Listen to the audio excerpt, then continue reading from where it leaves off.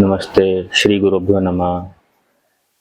आज की क्लास में हम लोग डिस्कस करते हैं अपना पहला षड दर्शन, जिसका नाम है मीमांसा।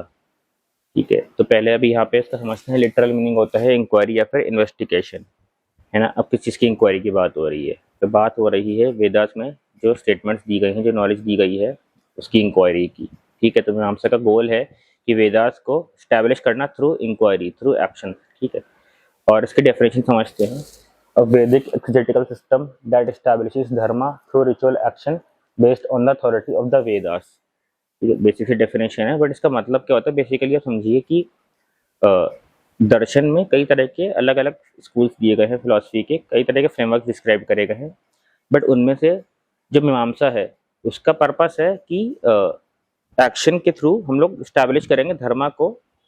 ठीक है, और यहाँ पे मेन फोकस ही मतलब एक्शंस पर होता है। ठीक है, और अभी इसका जो मेन गोल है मीमांसा का, वो होता है कि जैसे वेदास में ना कई सारे रिचुअल्स डिस्क्राइब किए गए हैं। ठीक है, और कई सारे इंस्ट्रक्शंस, कई सारे इंजंक्शंस दिए गए हैं, लेकिन उन्हें समझा कैसे जाए, कौन सा एक्शन कब और कैसे परफॉर्म किया जाए जिससे कि धर्मा स्टैब्लिश हो। तो ये सारा आता है मीमांसा के अंडर। ठीक है, ये सारी कन्फ्यूजन्स को मीमांसा सॉल्व करके देता है हम लोग को। अभी इसका जो फाउंडर हैं वो है ऋषि जैमिनी, और जो इसका कोर टेक्स्ट है वो है मीमांसा सूत्रास।